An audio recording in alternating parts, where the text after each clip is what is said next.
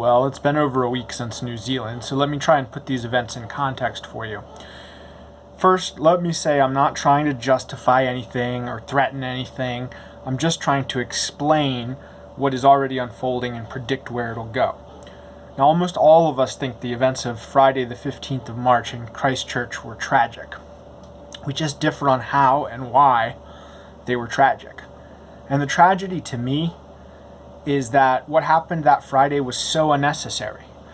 If we only had responsible and benevolent leadership, I'd wager even the perpetrator himself would agree that murdering scores of unarmed men, women, and children was needless, barbaric, and cruel.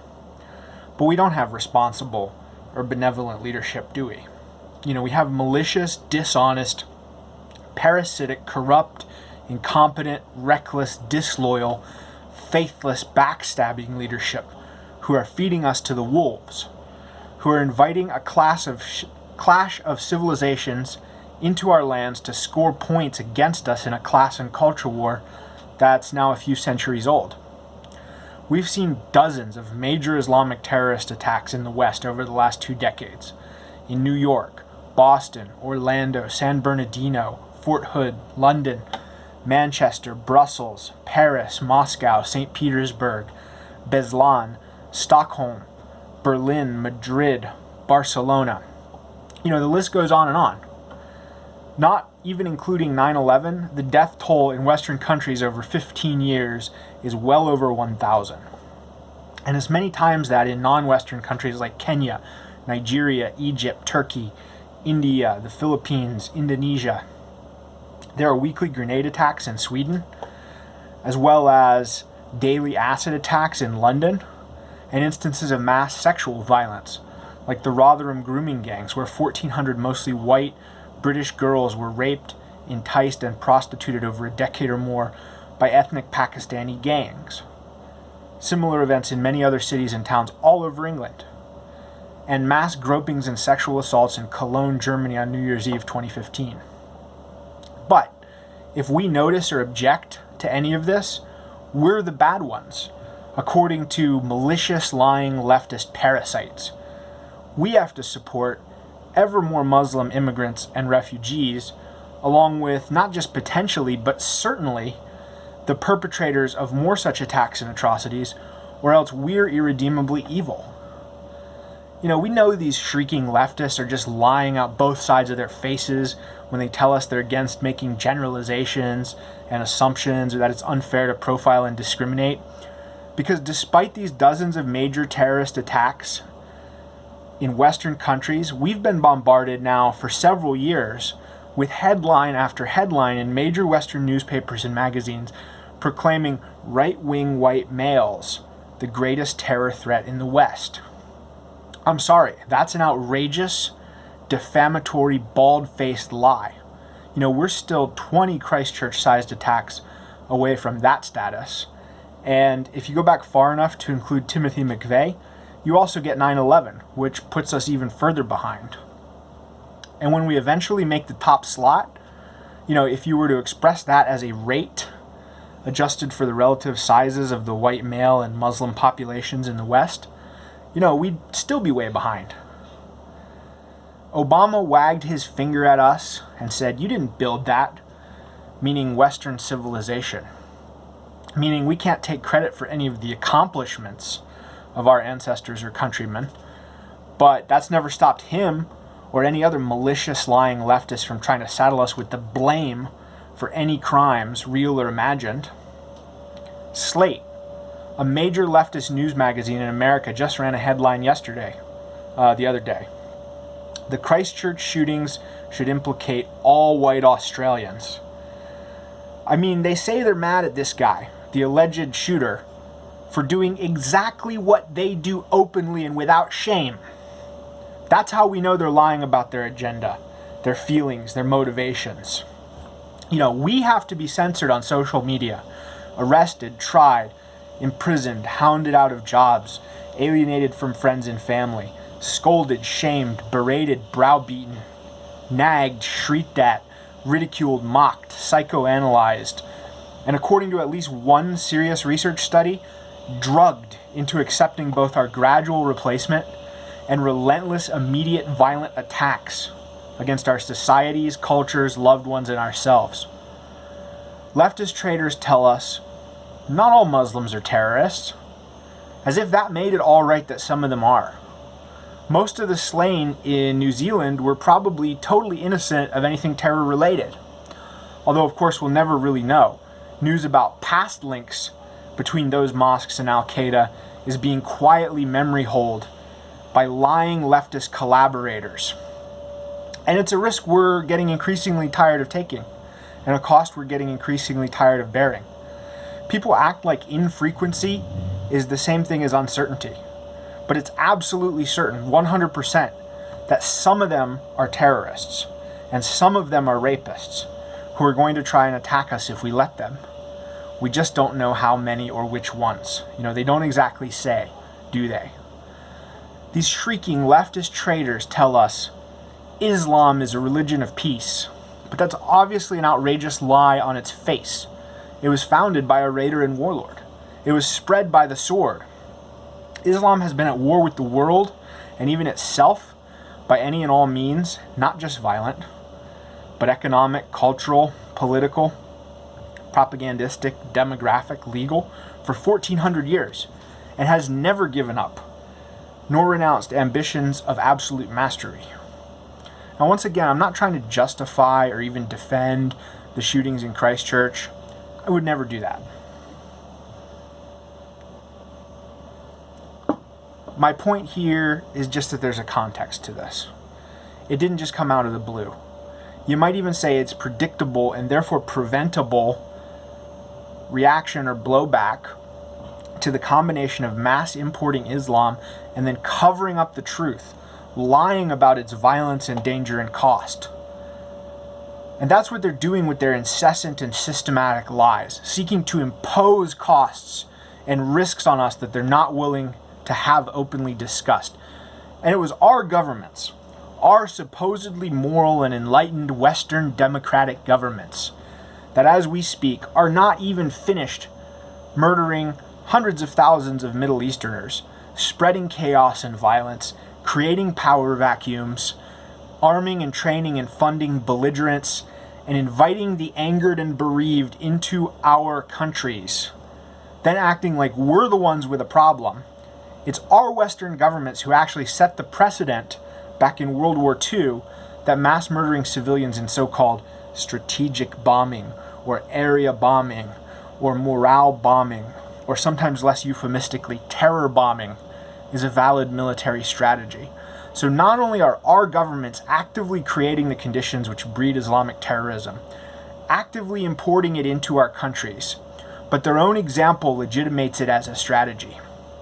And then they shriek at us over a crime orders of magnitude less than their own, or those to which all meaningful leftist objections evaporated the literal instant their man, Obama, and their woman, Hillary, took over perpetrating them for Israel from George W. Bush.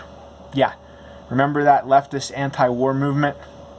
So do I. Not a thing anymore. In Canada, media personalities are calling for stricter policing and punishment of so-called hate speech and encouraging people to inform on their friends and relatives to the authorities. In Great Britain, police are rounding up and arresting anyone who departs from officially accepted viewpoints on the New Zealand attacks.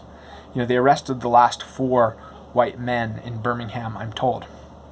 In New Zealand, a teen who shared the live stream of last weekend's attack has been denied bail and faces 14 years in prison. And sweeping new gun control bans are being enacted. In Australia, a senator who denounced the attack is being excoriated for making the simple and factual observation that none of the victims would have been killed if they weren't there. There are also calls for him to be sacked or charged after he defended himself from a violent attack with proportional violence in return. In the United States, our president, who is a white male himself, who has been beset from the outset by shrieking, malicious, lying leftist parasites, who won the presidency, largely on the strength of his appeal to white males, because he didn't explicitly threaten or abuse us, continues not to mention us by name. That's right, the mere fact that white males exist and have interests continues to be such a hot potato, such a controversy, that our white male president, who has already been called every name in the book, refuses to touch it. He's one of the few Western leaders, by the way, to even propose doing anything about the situation with mass Muslim immigration or mass immigration in general. But those proposals even are not nearly enough. And we actually just had another Islamic terror attack, a shooting in Utrecht, Netherlands, just the other day. I've seen or heard several mainstream media accounts that didn't even mention the shooter was Turkish or Muslim. One of them segued right from a report on New Zealand, where the shooter was explicitly identified as white and a scary white supremacist, into a report about Utrecht, where the shooter was not identified by race or religion, deliberately suggesting the false conclusion that this was a copycat attack or something like that. But I want to move past this topic of Islam and terrorism, because terrorism isn't even the biggest problem with mass Islamic immigration. It's just an obvious, immediate, undeniable, and dramatic one. The much bigger issue is the gradual replacement of our laws, our values, our cultures, and our religions with alien ones, and the gradual replacement of us with alien people. And mass Islamic immigration is only one small part of the much larger wave of mass migration from all parts of the third world to all parts of the first world, or at least the white ones. I'm not going to get too much into the costs of mass migration because this video is already going to ramble enough. There's an even longer version of this that I'm going to post for my patrons. If you're interested, I'll talk more about it there. But this isn't about the Islamic threat, and it's not even about the mass migration threat. This is about the leftist treason threat. Mass migration into Western countries is only an issue because these malicious, lying leftist traitors are using it to hack democracy, to get their way over objections without having to convince us by importing an endless stream of cheaper and cheaper replacement voters to empower them to plunder and consume us in exchange for a few scraps of the loot. So as far as I can tell, democracy itself is one root cause of this problem. White genocide is built right into the logic of egalitarian, universal franchise democracy. There's no conspiracy required. Although, of course, that doesn't mean that they don't occur. And we do know that many, many people are prematurely celebrating our imminent demise. So they know. Now, why is democracy so leftist and leftism so treasonous? A big reason for both of those things is women voters. And I've said many times before that women voters make democracy unstable and a return to violence inevitable. Why? Because women voters vote for costly and destructive leftist agendas that they can't fight to defend. So they increase the benefit of fighting to overthrow democracy, but not the cost. And they increase the cost of supporting or acquiescing to democracy, but not the benefit. Every iteration of women's suffrage makes the incentives even more skewed. The tension can only build until it breaks. It can never fundamentally be resolved. And all leftism is treason, defection, betrayal, irreciprocity. A friend of mine once observed that treason is the leftist highest moral value, even higher than poop dick. And it's true. There's nothing leftists love more than to plunge a knife into the back of anyone who shares their genes, but not their affectations. Anyone who shares their ancestry, but not their knee-jerk xenophilia. Anyone who shares their nationality, but not their taste for elaborate and sophisticated dishonesty. Anyone who shares their heritage, but not their vacuous, bankrupt virtue signaling and empty, self-righteous moral posturing.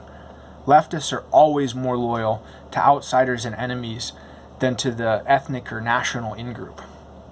Studies even show this. It's simply a matter of scientific fact. You can't appease a leftist. If you let them get away with some treason or betrayal, they'll only start looking for the next opportunity to screw you over and sell you out. There's no such thing as leftist enough. And any leftist who tells you there is lying, because any leftist who tells you anything is lying. Ted Kaczynski thought that leftists have adopted an impossible, unnatural moral code. And that's what explains their obsession with denunciations and accusations. It's the only way to obscure the fact that they're all absolutely bankrupt hypocrites. They'll turn on each other, too, in an instant. Because the whole point is to be more leftist or most leftist. There's no such thing as leftist enough. And yes, I am well aware that there's a large, disproportionate leftist contingent who, even though they kind of look white and may selectively identify as white for malicious purposes, they aren't white. And they don't consistently identify as white, they don't consider themselves white, and more importantly, they don't consider whites them. These people are not traitors. Noel Ignatieff said, "Treason to whiteness is loyalty to humanity." Now, Noel Ignatieff is not white, so he's incapable of treason to whiteness by definition. He's just an enemy. But there are a lot of white leftists, traitors, who take him and his ilk seriously. Without these traitors, we wouldn't be in the trouble we're in.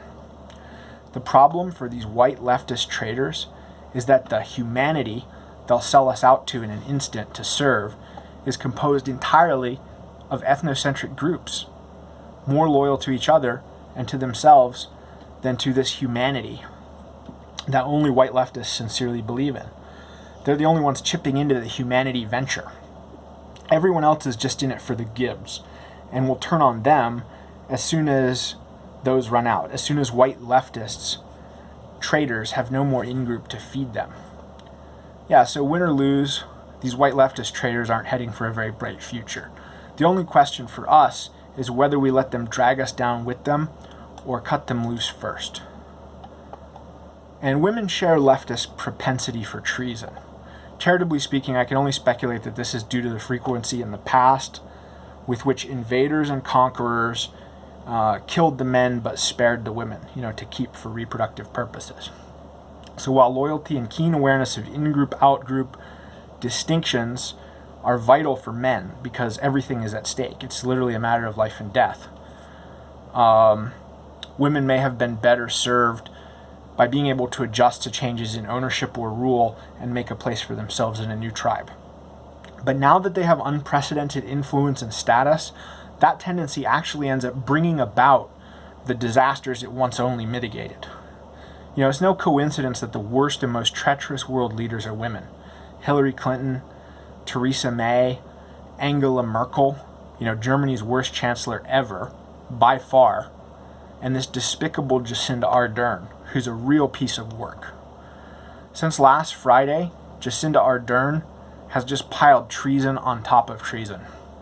Not only outgrouping the perpetrator while in-grouping his victims and anybody like them, but wearing their headscarf, passing legislation to disarm her own males, opening a session of parliament with readings from the invaders' holy book, broadcasting their call to prayer, which proclaims that there is no God but their God, nationwide. And women all over New Zealand are following suit and donning the invaders' religious headwear in solidarity, adopting outgroup signals. Men in Western nations are collectively beginning to perceive the magnitude of these betrayals and recognize them as effectively a death sentence imposed on us. If not literally in all cases, then at least in evolutionary terms, because it makes it increasingly unlikely that our lines, even if we can propagate them for another generation or two, can last much longer than that.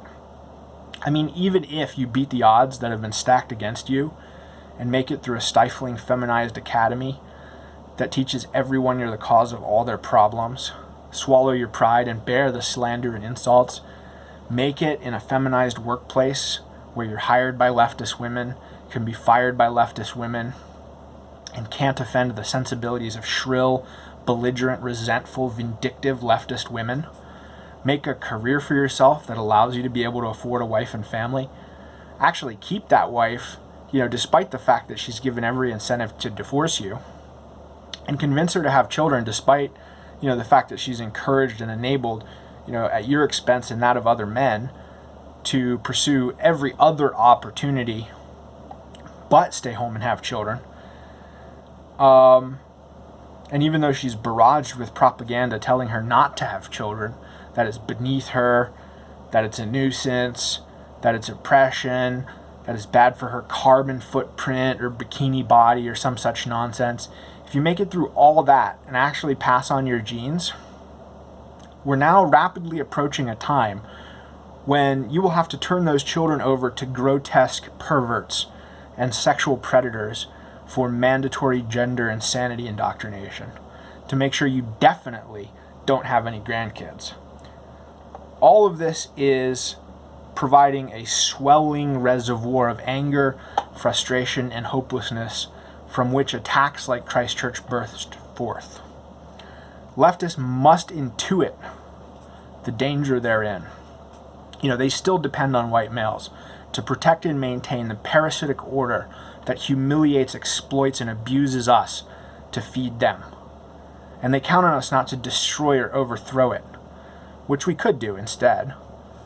And that's why they react so much more vigorously and rapidly to any sign that a white man is going off script than they do with, say, Muslims.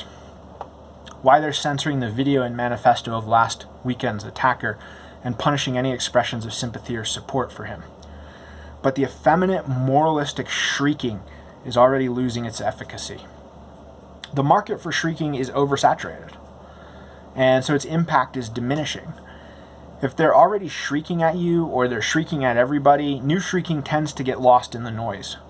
The marginal effect of more shrieking is low, maybe even zero or below. Of course, they can institute real material punishments and penalties, like with this teen in New Zealand who's facing 14 years for sharing the video. But that isn't going to work either. Over 2,200 years ago, the Qin dynasty sent 2 low-ranking officers with 900 troops to enforce one of their frontier garrisons. Delayed by rain and mud, the deadline came and went for the men to reach their post. The punishment for showing up late for duty was death. Forced to choose between certain death for tardiness and possible salvation through treason, the men quite sensibly decided to revolt.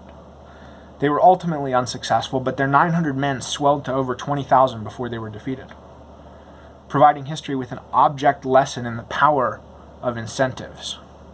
And for more and more white men, there's little left to lose, but much to gain. And that only gets more true by the day, so the dam isn't going to hold. The flood is going to be biblical. It hasn't broken yet, but we're seeing cracks. We're seeing leaks. We saw one of those a week ago. While 2011 really was an isolated incident, and 2015 too for that matter, 2019 was something else. The tip of an iceberg. I'd say the Saxon has begun to hate, but that isn't quite right, is it? There's a levity to the whole situation that is as striking as it is unexpected. And maybe that's what the leftist traitors fear most of all. Fundamentally though, the peace of Westphalia is over.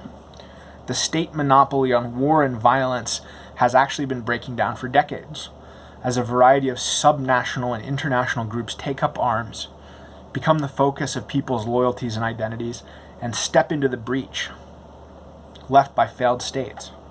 But Western nations and peoples have been slow to adjust. We've put our faith and trust in these institutions, which it's now clear have totally abandoned and betrayed us. For so long, we've almost forgotten how to do otherwise. Almost, but not quite. And we have examples from around the world to show us the way forward. There are a series of arguments, popular in neo-reactionary and absolutist circles called formalism, which say that order is good and chaos bad by definition. So all revolt is counterproductive, even reactionary revolt. The main reason established elites do bad things, according to formalists, is to try and retain power when that is under threat. So the way to prevent them from doing bad things is to make their power as secure as possible to give them the best incentives.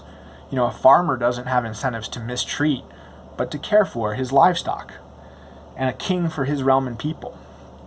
These arguments are actually correct as far as they go. Civilization does require order. Production requires order. Almost everything good requires order, but they require good order, not this cannibalistic anarcho-tyranny, which is brutal enforcement of unfair double standards. Tyranny for us, anarchy for others. In the first place, trust and loyalty are sacred things. Once they've been violated on such a vast, genocidal scale as they have, it's going to be very difficult, if not impossible, to repair or reclaim them. Regardless of the cost of deposing and replacing elites, which would be considerable, it might be worthwhile if it sets an example that will stand for 10,000 years as a warning to others who might be tempted to do as they've done. And in the second place, many of the conflicts and tensions we're seeing play out between elites and subjects, or between rival ethnic blocs, between normal people and deviants, between native populations and invaders, they're based on real conflicts of interest, and many of them are irreconcilable. There's no win-win to many of these situations. As far as the elites go, there's simply too many of them. Left over from a century of boom times and Western exceptionalism, for us to continue supporting them in the manner to which they've become accustomed. That's why they squeeze us harder and harder. But there are limits. They can squeeze us to death, or we can squeeze back.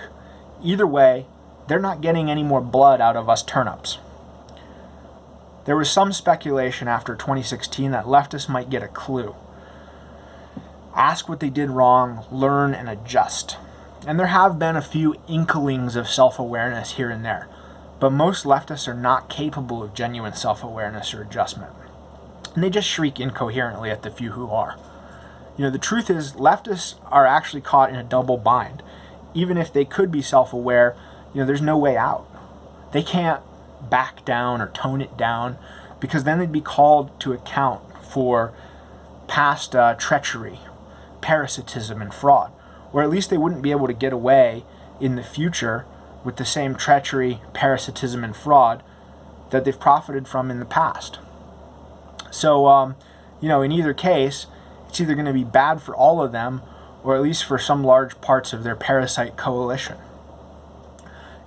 Women, for example, would actually be better off, both in objective and subjective terms, if returned to subjugation under a patriarchy.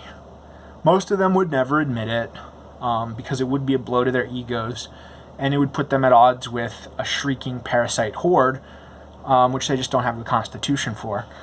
But nevertheless, it's a fact that every innovation of modernity and post-modernity has made women more miserable, not less. It's called the paradox of declining female happiness. But not all parasite groups are so lucky. They need us, but they need us as hosts.